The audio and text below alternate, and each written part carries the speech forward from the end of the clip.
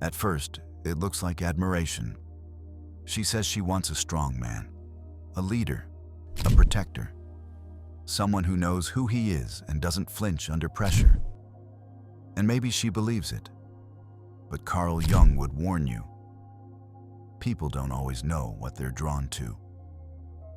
And sometimes what they say they want and what their unconscious needs are two very different things. Some women say they want a strong man, but what they really want is the illusion of strength.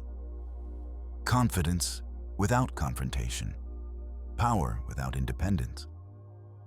They want the performance of masculinity, not the reality of it, because the reality comes with boundaries, decisions, and direction, and those things can't be controlled.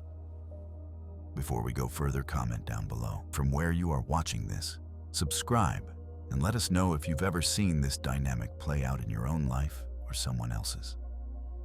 Jung believed we all carry unconscious projections, the parts of ourselves we haven't accepted or integrated.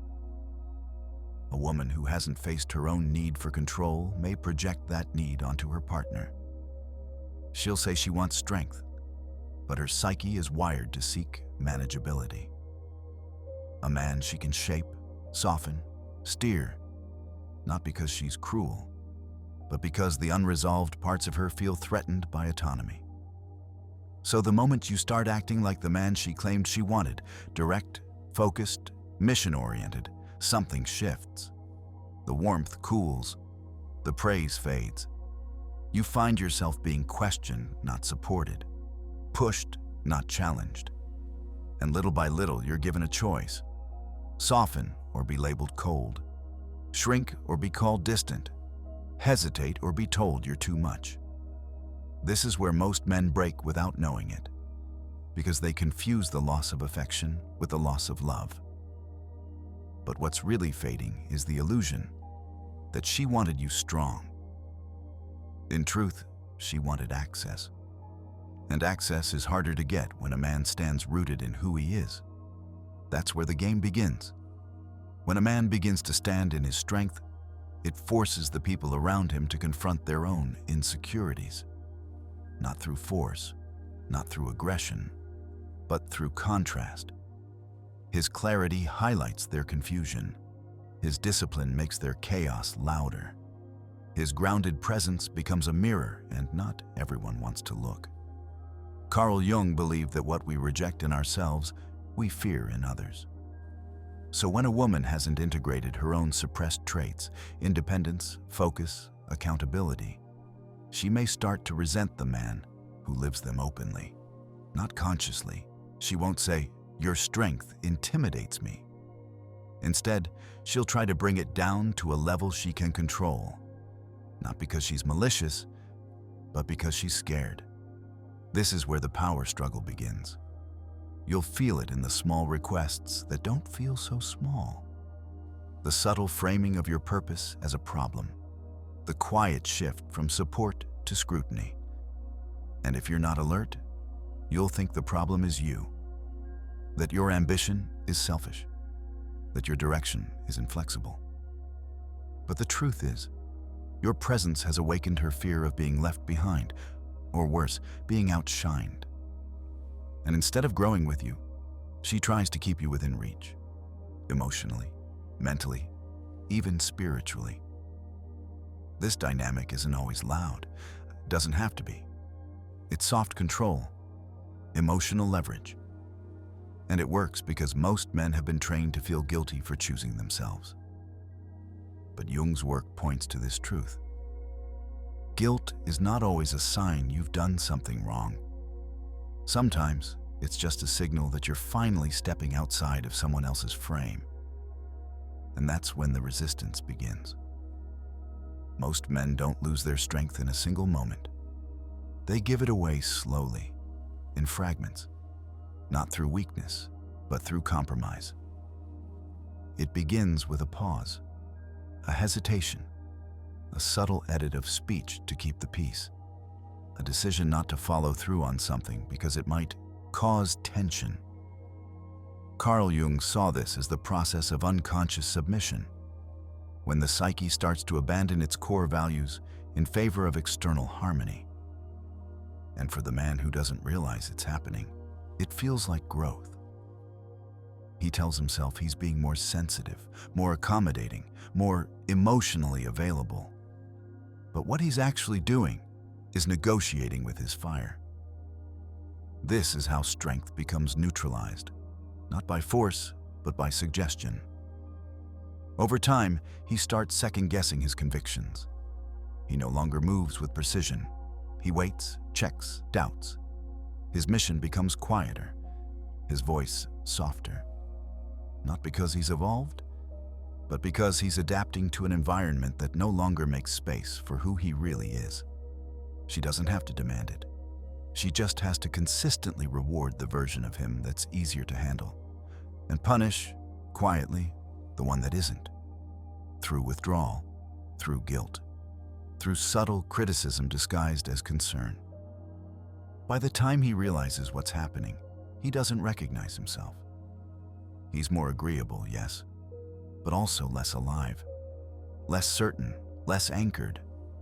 And that inner erosion, it builds into a quiet resentment, a feeling of being trapped inside a version of life he never truly chose. This is the disarmament Jung warned about, the internal war a man faces when he betrays his mission for acceptance.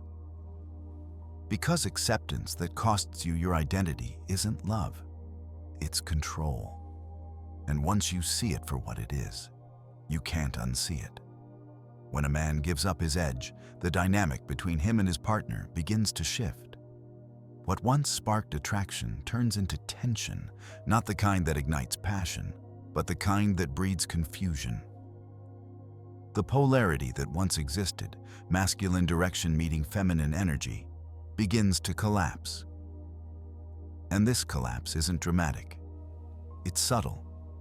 It happens in the moments he chooses comfort over clarity, in the pauses where he once would have acted, in the questions he now asks before speaking what used to be instinct.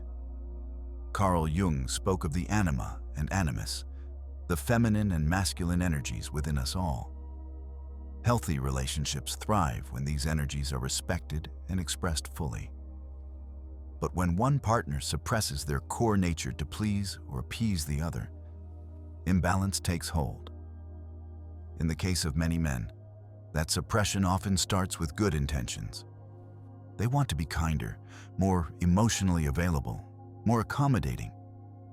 They start to avoid conflict, to smooth over friction, to become easier to live with. But in doing so, they stop being fully alive. They become more passive, more pleasing, less present. They let go of the tension that once made them powerful, not tension rooted in aggression, but in purpose. Direction. The inner compass that doesn't waver just because someone else is uncomfortable. And as that tension fades, so does the attraction. Not because the love is gone, but because the charge that once animated the connection has been dulled. What they don't realize is that in trying to become more lovable, they become less magnetic, less grounded. And this doesn't just harm them, it disrupts the very chemistry that held the relationship together in the first place. The woman may not understand why she feels less attracted. She might say she misses how things used to be. But what she's really feeling is the absence of masculine presence, the loss of tension that once made her feel safe and challenged at the same time. That presence didn't dominate, it anchored. And when it fades, so does her sense of polarity. She may not say it out loud. She may even argue that she wants him to be softer, more vulnerable, more available. But attraction doesn't live in words, it lives in energy. And when the energetic balance is broken, the relationship loses its rhythm. The man becomes more agreeable, but less respected, more emotionally present, but less sexually compelling. It's not about being stoic or hard. It's about being rooted in something deeper than approval. And here lies the irony. In trying to create harmony, he's created dissonance, not by being too strong, but by being too soft, not by being cold, but by abandoning the part of himself that brought clarity and certainty to the relationship.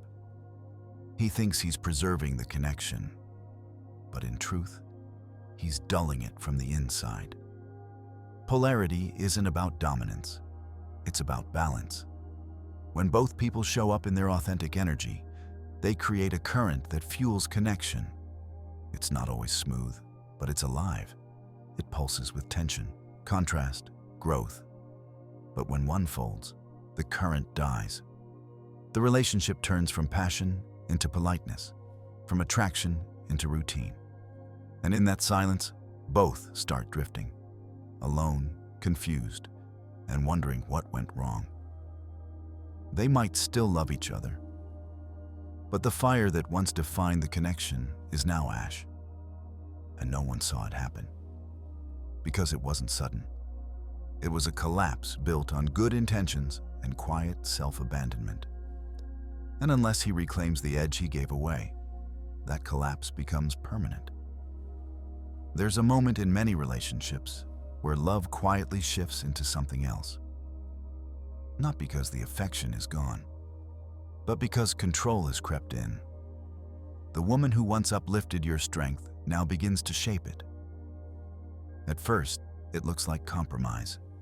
Later, it feels like guilt. And before you realize it, your actions are no longer aligned with your truth. They're aligned with her comfort. Carl Jung warned about the dangers of unconscious dynamics. When one partner's inner wounds begin to drive the relationship, a woman who feels unsafe with masculine independence will unconsciously chip away at it, not to hurt you, but to feel secure herself. She'll frame it as love, but it's not. It's fear wearing a loving face. You'll be told you're selfish for spending time on your mission, cold for not engaging in every emotional storm, arrogant for asserting your standards. She won't scream. She won't rage. She'll simply make you feel wrong for being what you've always been, a man on his path. And if you're not rooted, you'll bend. Not out of love, but out of survival. Because part of you believes that being understood is more important than being authentic. That preserving the connection matters more than preserving your identity. But that belief is the trap.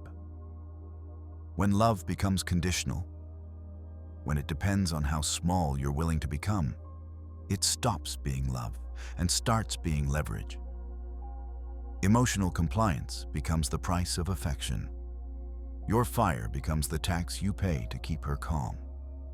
And Jung would call this psychic submission, the slow death of the self in favor of outer peace. But peace built on your silence is war against your soul. Guilt is one of the most effective tools used to steer a strong man off his path. It doesn't shout, it whispers. It creeps in the moment he chooses his purpose over a moment of emotional reassurance. It asks questions loaded with accusation. Why do you always have to work? Why can't you just be more present? Is your mission more important than me?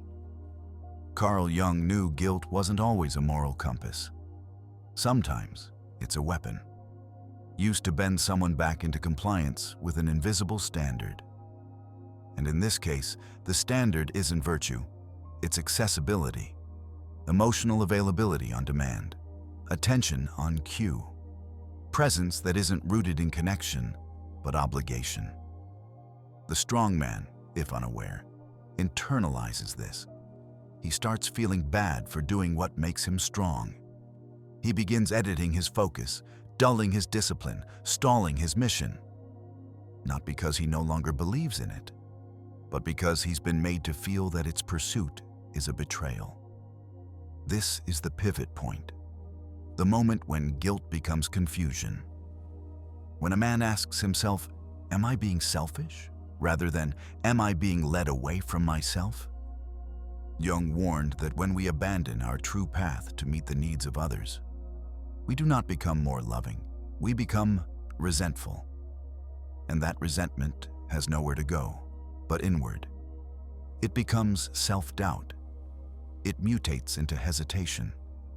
It turns once purposeful men into emotional caretakers, constantly managing someone else's insecurity while letting their own vision rot in the background. Guilt isn't always guidance. Sometimes it's the echo of someone else's fear, disguised as a moral obligation. And if you follow it blindly, it doesn't make you noble. It makes you lost. There comes a moment when a man believes he's evolving, but he's actually conforming. He speaks more softly, not because he's centered, but because he's cautious. He makes fewer decisions, not from humility, but from fear of conflict. He calls it maturity. He tells himself that he's being a better partner, a better communicator. But deep down, something feels off. Like he's acting in a play where he no longer wrote the script. Carl Jung warned of this exact danger, mistaking adaptation for transformation. Real growth integrates your power. False growth buries it.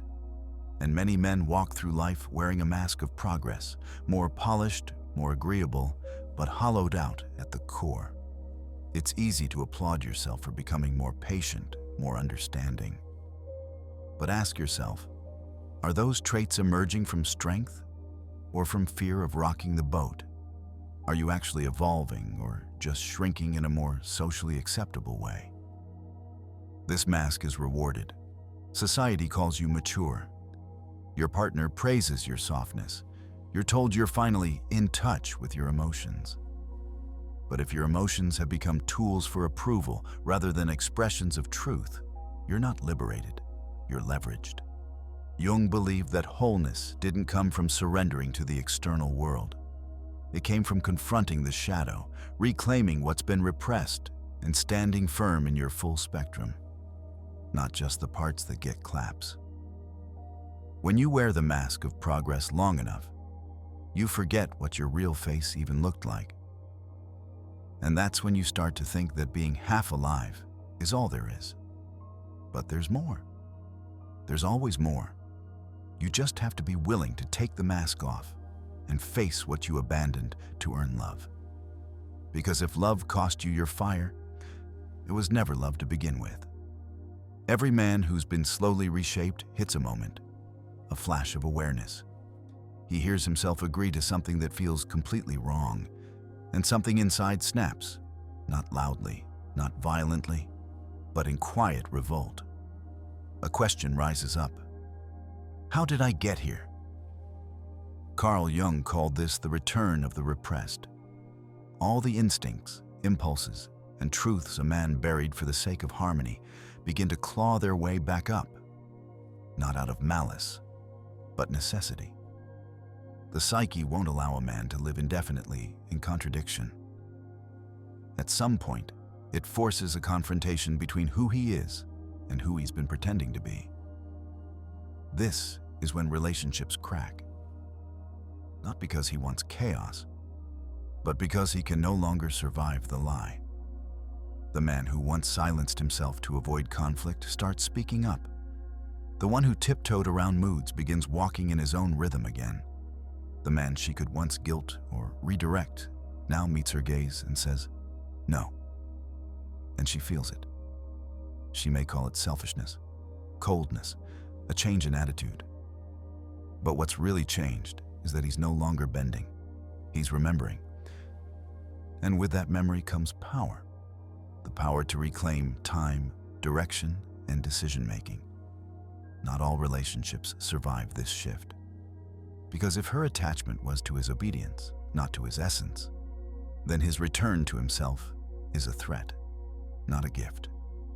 But for the man who's made it to this point, there's no going back. Because once you've tasted alignment again, you can't tolerate anything less. You don't chase conflict, but you no longer fear it either. You'd rather stand alone in truth than stay quiet in comfort. And that's when the real transformation begins. Every man who has been slowly disarmed, drained, or reshaped eventually hits a wall. A moment that can't be ignored. It might come in silence, lying awake at night, wondering where his ambition went, or in frustration, realizing he no longer recognizes the man in the mirror. And in that moment, a choice appears: continue shrinking or reclaim who he was before the edits began. Carl Jung described this moment as a confrontation with the self, the unfiltered, undiluted core of who you are beneath the persona. The persona is the mask you wear to survive relationships, expectations, and roles. But the self is what you were before the mask. And when that true self starts to rise again, it doesn't ask permission. It disrupts. It challenges the agreements you made in exchange for love that was never unconditional. This is where the internal war peaks. One part of you wants to maintain the peace, to avoid loss, to keep things working. The other part is screaming for truth, even if that truth leads to separation. That scream isn't selfish. It's sacred. Because what's at stake is your soul. The woman who truly respects you will feel the shift and rise with it. The one who is only invested in your submission will panic. She'll accuse, guilt trip, escalate. Not because she loves you, but because she's losing control. And that control was the foundation, not the connection. The clarity that comes in this moment isn't peaceful, it's sobering. But in that sobriety, you see the structure for what it really was.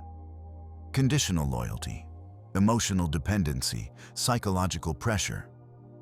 You're not obligated to maintain a life that cost you your identity. You are, however, responsible for rebuilding the one that aligns with your truth. And this is where you begin again. Not as who she wanted, but as who you really are. A man doesn't need to be loud to be unshakable. He doesn't need to dominate, control, or shout to assert his presence. Real strength is quiet.